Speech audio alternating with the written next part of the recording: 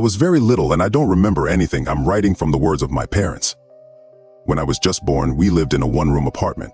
After my birth, my parents decided that they needed to expand the living space so that I would have my own room and my parents would have a bedroom.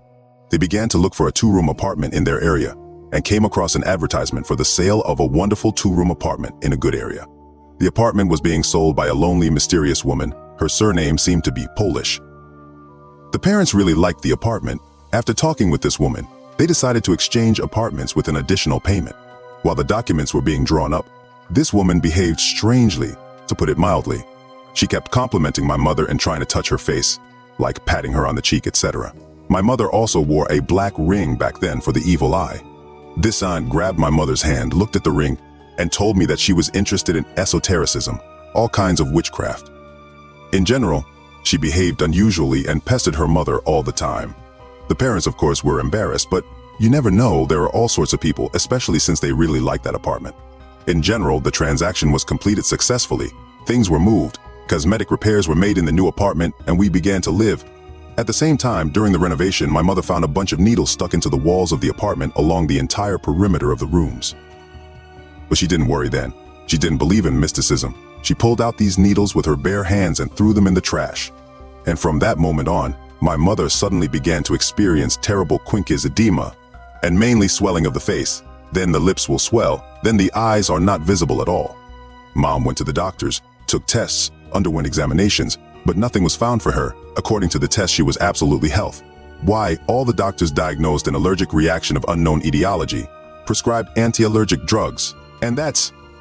By the way, my mother's ring from the evil eye, a few days after the witch looked at it, burst right on her finger. She also said that she was always afraid to wash her face. It seemed as if someone was standing behind me, and only in the bathroom. This was not the case in other parts of the apartment. It's funny, of course. She laughed at herself internally, scolded her for being impressionable, but she washed her eyes one at a time, first lathering one and rinsing it off, then the other, so as to be on guard. In general, my mother suffered from edema.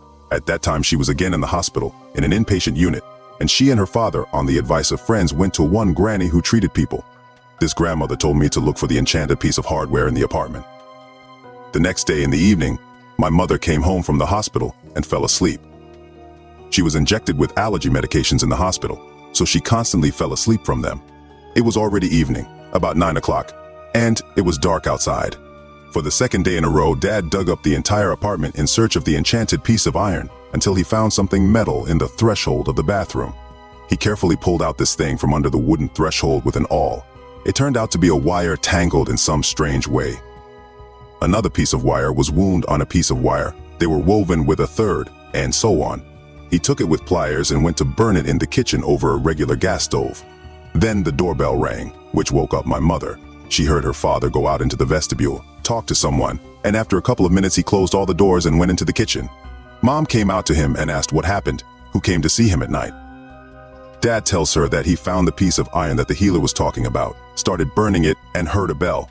He came out, and standing there, all disheveled, was the same witch from whom they bought the apartment. She asked if they had a duplicate key to the old apartment, and kept trying to get past her father into the apartment. The father said that they didn't have any keys, slammed the door in her face, and ran on to fry the wire. The strange thing is that although that woman bought her parents' old one-room apartment in the same city, she lived in another city and rented out this one-room apartment. There were no buses between cities at this time, and she did not have a car. Maybe, of course, it's a coincidence. Maybe something happened in the old apartment, I don't know. In general, Dad burned this wire as much as he could and threw it away. The next day, the parents again went to the grandmother healer. She poured water into a 3-liter jar, looked into it, and laughed. "Oh, when you fried the damned witch, it even flew to you in the middle of the night." At the same time, the parents didn't even have time to tell her what happened. They just nodded and nodded, being in shock. This grandmother gave my mother the enchanted water, told her to drink a little of it every day and wash her face, and all the swelling would go away. Mom regularly carried out all the grandmother's orders, and the swelling soon disappeared as suddenly as it appeared. Since then, there has been no more swelling, just as there was none before meeting that strange witch woman. The apartment became calmer. It was no longer scary to be in the bathroom. I don't know what it was, whether the medicine helped my mother or my grandmother's water. And was that woman to blame for the fact that the apartment was restless and my mother began to swell? Perhaps these are all coincidences. But that grandmother witch doctor really looked into ordinary tap water poured into a jar and told her parents exactly everything that happened to them yesterday. She had no way of knowing this.